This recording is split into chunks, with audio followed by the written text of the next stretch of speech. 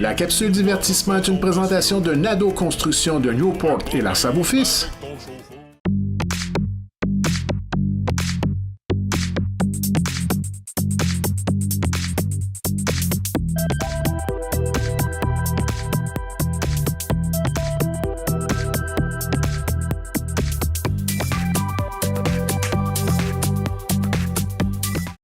Mesdames, Messieurs, bonsoir et bienvenue à votre capsule divertissement. Alors, on débute la saison 2018-2019 avec vous. On est très heureux d'être de retour en studio et toujours avec moi, le grand plaisir de recevoir Jocelyne Cauvier, réalisatrice et recherchiste au niveau de l'émission.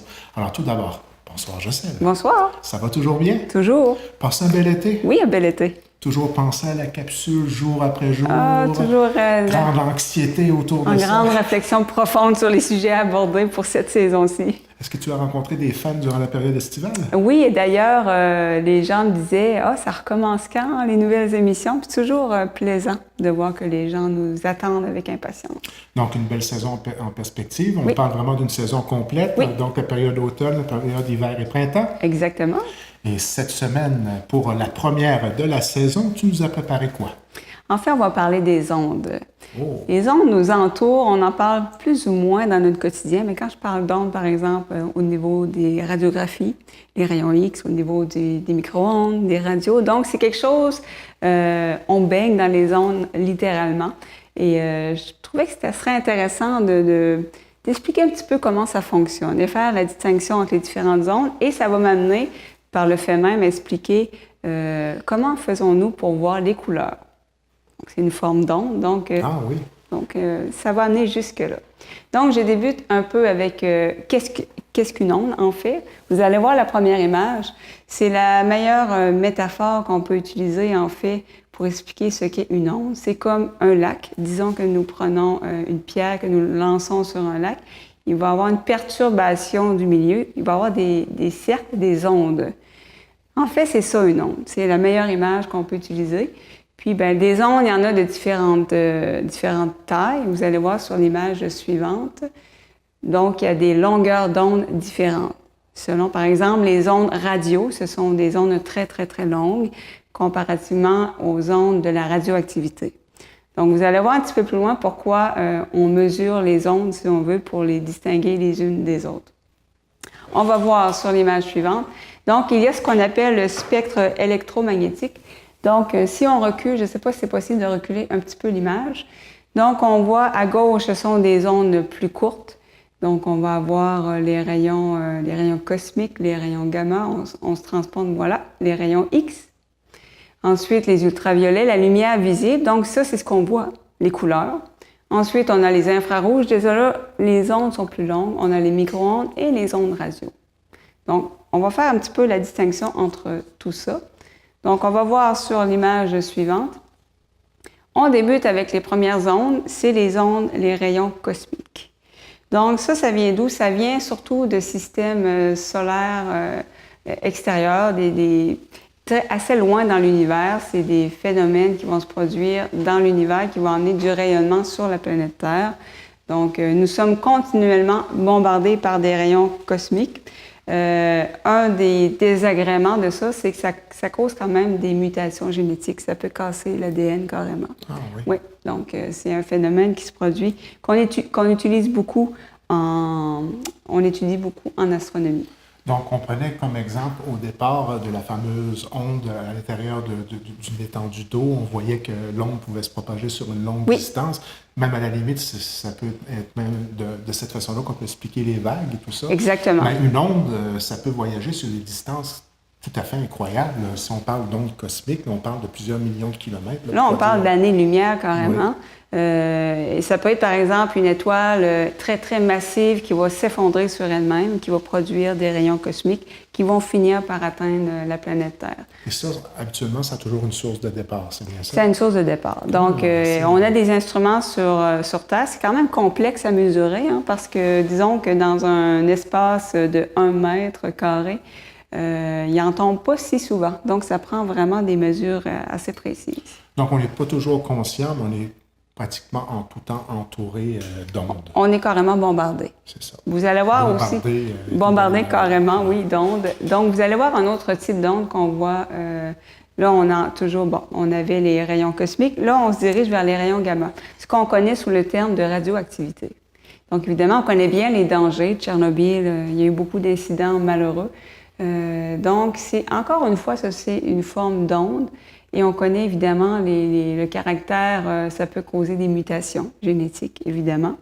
Donc, pourquoi c'est dangereux? C'est que ça transporte une grande quantité d'énergie. C'est des ondes courtes, donc... ça nous traverse. Ça nous traverse, donc c'est extrêmement dangereux. Mais par contre, là, ce qu'on voit à l'écran, c'est une des causes de rayons gamma. Donc, ça va être des étoiles très grosses, très massives, plus massives que le Soleil, en fait, qui vont s'effondrer. Photo extraordinaire. Hein? Donc, c'est une illustration qu'on a fait d'une étoile en train de s'effondrer. Puis, évidemment, comme je le disais, ça a des effets sur des mutations génétiques, mais quand c'est bien utilisé, on l'utilise entre autres dans le traitement du cancer. Donc, évidemment, on a appris à apprivoiser, si on veut, ce type d'onde pour en tirer des bienfaits, si on veut. Mais c'est quand même, étant donné que ça transporte énormément d'énergie, c'est très dangereux comme onde. Et ces ondes-là, on ne peut pas les voir à l'œil nu. Là. Effectivement, donc c'est vraiment, encore une fois, des instruments de mesure très précis qui vont détecter ce type d'onde. Nous, des personnes à l'époque qui ont travaillé avec certaines substances et sans le savoir, malheureusement, ont eu des conséquences de cancer et mortalité par la suite. Effectivement, on l'a appris un peu Marie Curie, un exemple. Par l'essai-erreur. On a fini par réaliser, évidemment, des dangers. C'est souvent ça, malheureusement, en science, lorsqu'on connaît plus ou moins certaines substances, on finit par réaliser quand il est un peu trop tard que ça a des effets dangereux. Ensuite, on se dirige vers un autre type d'onde qui est peut-être plus proche de nous, les rayons X. Donc ça a été découvert en 1895. Ça fait quand même longtemps. Ça m'a surpris, honnêtement, la date. Puis, parce que vous voyez le principe des rayons X. Donc, on a des ondes qui vont traverser le corps humain. Puis, lorsque les ondes touchent les os, par exemple, c'est plus dense, évidemment, que la peau, que les organes plus mous. Donc, c'est plus dense. Donc, les rayons vont traverser les os et ils vont venir imprimer une surface plus claire, si on veut, sur le film de radiographie de rayons X. Donc, plus la substance traversée est dense, plus elle est opaque, plus sur un film de radiographie, ça va être plus blanc que noir, si on veut. C'est comme ça qu'on arrive à avoir des contrastes intéressants et, par exemple, diagnostiquer des fractures, différents problèmes de santé. Et encore une fois, là, ce sont des rayons qui sont utilisés à des fréquences exagérées, disons, pour avoir des conséquences. Et lorsqu'on a tous passé, à peu près tout le monde, par l'expérience d'une radiographie, on voit aussi l'ensemble du processus nécessaire à la protection, non seulement de l'individu qui reçoit le rayon X, et la personne qui prend la photo en question, qui va aller s'isoler derrière une grande vitre. Et nous, on a des pads là, qui viennent nous protéger. On voit vraiment que ce sont des rayons non visibles. On ne sent rien non plus lorsque la radiographie a lieu. Et c'est ça que j'ai trouvé personnellement comme expérience personnelle, comme feeling bizarre, c'est qu'on ressent absolument rien, mais on sent un peu l'inconnu, la dangerosité là, du phénomène en soi. Là, il y a un certain stress, c'est sûr, lorsque tu vois les employés qui sont costumés d'une certaine façon et toi, non. Donc, c'est sûr que... Mais évidemment, tout ça est encadré. On sait à quelle dose ça peut être dangereux, etc. Donc, il ne faut pas se mettre à avoir peur des radiographies. Non. Donc, on est entre bonnes mains avec les médecins, les professionnels de la santé. Mais effectivement, ce n'est pas rassurant. Et c'est un outil médical maintenant carrément incontournable. Effectivement, donc c'est très, très utile. Ensuite, nous avons... Ah oui, petite parenthèse. Donc, les rayons X sont aussi utilisés, évidemment, dans les aéroports pour détecter les bombes, les armes dans les bagages. C'est quand même impressionnant qu'on puisse arriver à voir l'intérieur comme ça d'une valise. Et les images sont tout de même assez précises. Hein? Oui, effectivement. Donc, puis il y a une émission qui passait justement qui se passe à l'aéroport ou qu'on... Oui, douane sous haute surveillance. Et c'est là qu'on voit que c'est tout un travail. Hein? Ah oui, ah Et oui. c'est normal que parfois il y a des retards parce qu'on met autant aussi, il y en a une pour les colis. On doit vraiment faire une surveillance de près pour... C'est incroyable tout ce qu'on peut retrouver. Puis c'est quand même un peu rigolo de voir la façon avec laquelle on peut essayer parfois d'argumenter pour essayer de s'en sortir, mais que la preuve, elle est irréfutable. Effectivement, donc c'est assez intéressant. Donc, on voit le monde pédaler un peu. Mais... Oui, dans l'émission, donc pour les voyageurs. Et petite parenthèse, d'ailleurs, on a des voyageurs en studio avec nous aujourd'hui. Ah oui. De Paris. Donc, on a 2 téléspectateurs qui ont décidé de venir en studio.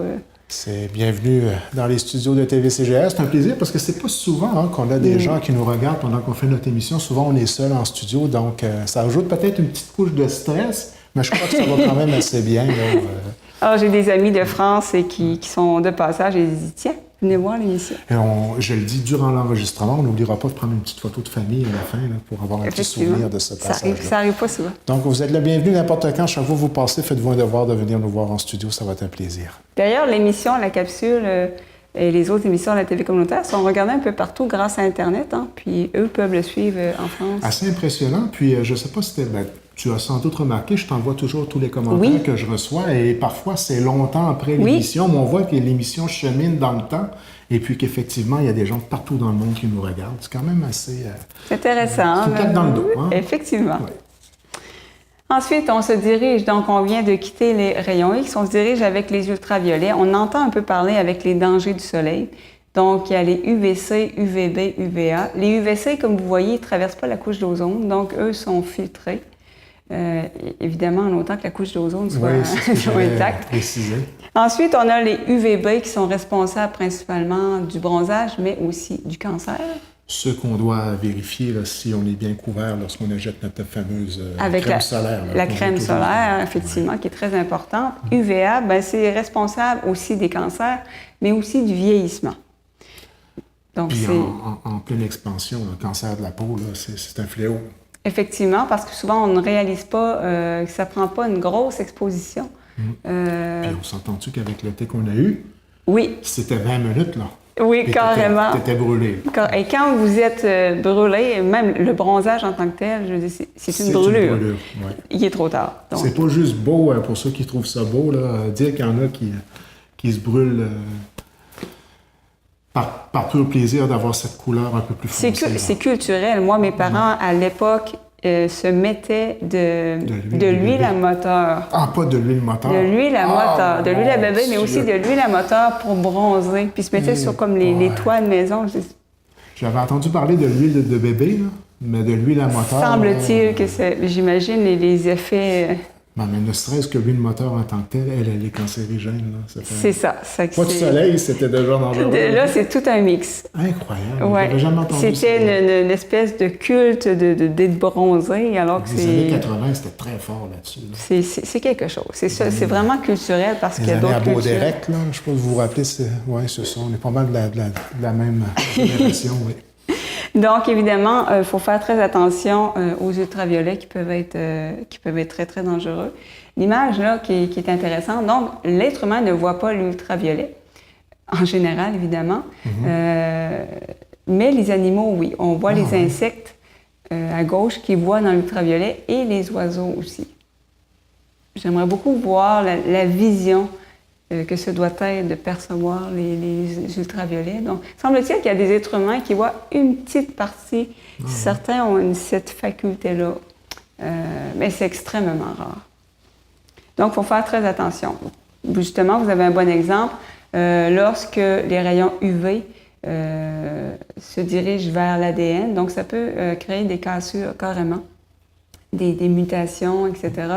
Donc, c'est extrêmement dangereux. Et on le dit souvent, c'est souvent les coups de soleil pris dans l'enfance. Et ça peut être 40 ans plus tard qu'on va avoir le cancer va apparaître, par exemple.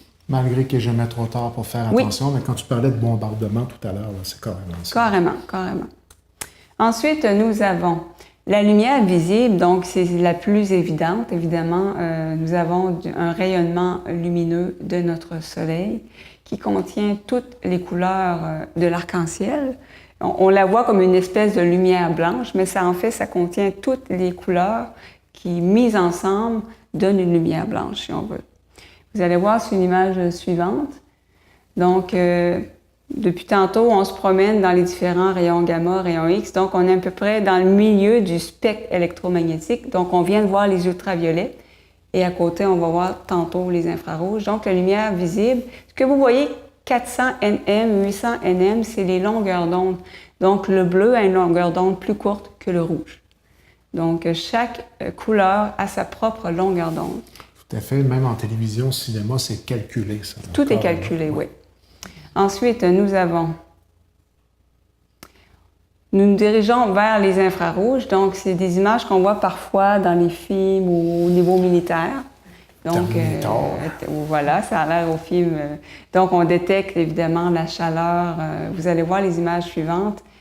Donc, on voit où se dirige la chaleur pour un athlète. Donc, c'est quand même intéressant là, de cette technologie. Et ça, moi, ça me fascine. Donc, c'est un séchoir à cheveux. Donc, on voit assez bien. Donc, c'est au niveau du rayonnement infrarouge, évidemment, qui n'est pas visible pour l'être humain, sauf avec des appareils spéciaux. Ensuite, on se dirige vers les micro-ondes. Le nom le dit. Donc, comment ça fonctionne, les micro-ondes? C'est en fait des ondes qui vont bombarder les molécules d'eau. Ça va agiter les molécules d'eau. Et là, on parle de 2,45 milliards de fois par seconde. Donc, évidemment, cette agitation-là va produire de la chaleur. C'est le principe du micro-ondes. Quel martyr nous faisons vivre à nos aliments. Hein? Effectivement. Donc, procédé très, très efficace, mais c'est un peu le principe. Il y a beaucoup de discours autour de l'utilisation du micro-ondes de façon sécuritaire aussi, hein, à savoir est-ce qu'il est vraiment bien hermétique et tout ça. Là. Oui, il faut vérifier. Puis, il y a toujours eu une espèce de débat. Est-ce que vraiment c'est sécuritaire? Il y a toujours resté un soupçon de Moi, je mets des affaires dedans, mais je ne reste pas à côté. Là. Non, c'est ça. Je ne regarde pas l'écran du faux micro-ondes. On n'est pas tout à fait à l'aise, là, quand même. Là. Non, c'est vrai. Et puis, on disait comment faire certains tests à un certain moment donné, qu'on pouvait mettre le cellulaire à l'intérieur, puis là, si le cellulaire sonnait, ça voulait dire qu'il n'était pas étanche. Donc, je vous confirme que les 3 micro-ondes qu'il y a chez nous ne sont pas étanches. Ils ne sont pas étanches, bon. Mais je ne les ai pas remplacés pour autant, mais je me suis demandé, est-ce que c'est réellement la bonne façon de vérifier, là? Mais il ne faut pas mettre le micro-ondes sur on avec le cellulaire. Non, mais... Oui, sur Internet, il y a différents trucs pour vérifier si c'est hermétique. Il y a des petits appareils aussi. Pas de téléphone cellulaire puis pas d'œuf non plus. Non, c'est pas une bonne idée. À moins que vous aimiez le nettoyage à la brosse à dents. Quelle messe! Oui, nettoyage en vue. Ensuite, nous avons les ondes radio, donc ça, c'est... qui nous entourent. Tout à fait. Vous allez voir l'image suivante Voilà, certains classent le micro-ondes dans les ondes radio parce que c'est des ondes quand même assez grandes. Donc, les ondes radio, au niveau, par exemple, des téléviseurs, des appareils radio qui sont jugés inoffensives parce qu'elles sont tellement longues qu'elles transportent moins d'énergie. On peut même mettre dans cette catégorie les ondes cérébrales parce que le cerveau dégage aussi des ondes, mais à un niveau beaucoup plus inférieur, évidemment. Très, très, très difficile à mesurer. Mais on fait quand même des recherches à ce niveau-là. On demande à des sujets de se concentrer très fort, de focusser, et ça produit des ondes. Mais évidemment, à un niveau très, très, très petit, très difficile à mesurer.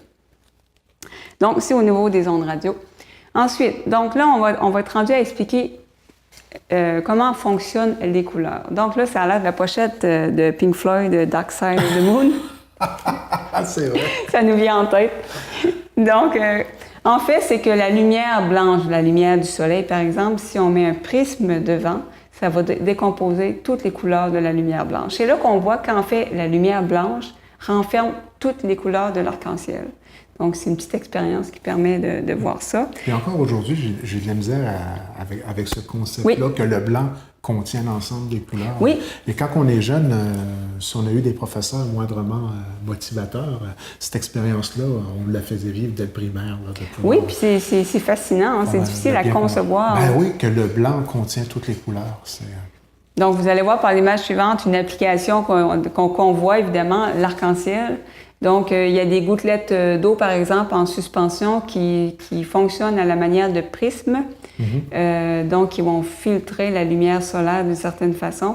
Et on a une source lumineuse derrière nous, qui est le soleil, donc qui produit l'arc-en-ciel. C'est quand même... ça, c'est une façon concrète de voir qu'effectivement, ça contient toutes les couleurs, la lumière blanche solaire. Donc, on va voir ensuite Comme je le disais tantôt, chaque couleur a sa longueur d'onde. Donc, dans les bleus mauves, on est à 400 nanomètres et dans les 800 nanomètres, on parle plutôt au niveau des rouges. Vous allez voir pourquoi c'est important que chaque couleur a sa longueur d'onde, c'est qu'ils ne réagissent pas de la même façon. Pourquoi une pomme est rouge? Donc, on a la lumière solaire qui contient toutes les couleurs qui éclairent la pomme. Et ensuite, cette pomme-là, si elle a des pigments rouges, donc elle va absorber toutes les couleurs, sauf le rouge, qu'elle va refléter vers l'œil humain. C'est ça le principe qu'on voit qu'une pomme est rouge. Donc évidemment, c'est au niveau moléculaire, les pigments, etc., les interactions qui font que la pomme va seulement réfléchir une longueur d'onde de tant de nanomètres. Là, on ne rentre pas dans ces détails-là, mais c'est ce principe-là. Vous allez voir sur l'image suivante, une image noire. Donc, tous les rayons vont être absorbés. Donc, évidemment, ça va apparaître noir, il n'y aura pas de couleur. Une image blanche, tous les rayons, toutes les couleurs vont être réfléchies vers l'œil et comme on l'a dit tantôt, toutes les couleurs ensemble forment du blanc. Donc, ça va apparaître blanc pour nous. Ensuite, nous avons une image verte. Donc, toutes les couleurs sont absorbées sauf le vert qui est réfléchi vers l'œil humain. Donc, ça nous apparaît vert. C'est le principe des couleurs. Et cette dernière image aussi, c'est un peu le même principe. On voit à gauche une image rouge qui réfléchit seulement le rouge. Ce qu'on voit en deuxième, c'est du vert rouge. Donc, dans ce cas-là, ça ne va pas être réfléchi, mais ça va passer au travers pour nous apparaître rouge. Ensuite, la dernière image, ça c'est intéressant. On a un objet blanc, mais on l'éclaire avec une lumière rouge.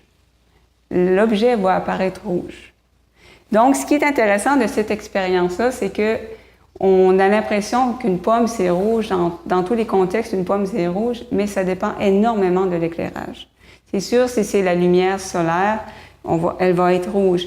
Mais si une pomme est éclairée, par exemple, au coucher du soleil, déjà là, on ne la verra plus vraiment rouge. Si c'est par une autre lumière, etc. Donc, la couleur d'un objet dépend de l'objet lui-même, mais aussi beaucoup de l'éclairage. Du mode d'éclairage. Ouais. Donc, ça met les choses un peu en perspective. Et évidemment, le soir, la nuit, quand il n'y a pas d'éclairage, tout nous semble sombre.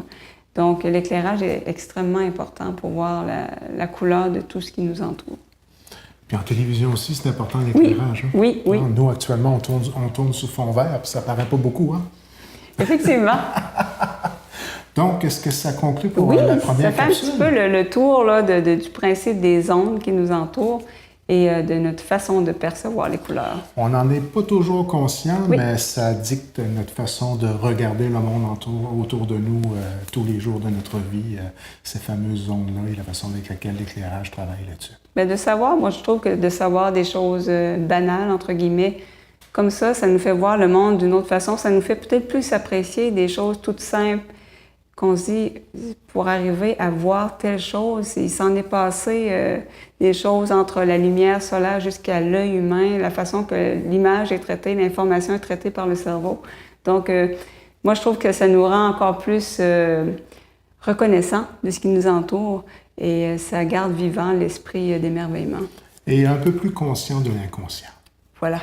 Toujours un grand plaisir de réaliser ces capsules-là avec toi. C'est réciproque. Parenthèse, maintenant, on est sur le réseau de Grande-Rivière, mais à partir des semaines à venir, cette saison-ci, on va diffuser un peu sur l'ensemble du réseau Cogeco. Donc, il y a plus de téléspectateurs qui sont en mesure de pouvoir nous voir. Donc, on vous dit tous bienvenue à l'émission La Capsule Divertissement. C'est un plaisir de réaliser cette émission-là pour vous. Et nous, on se donne rendez-vous, comme à l'habitude, la semaine prochaine.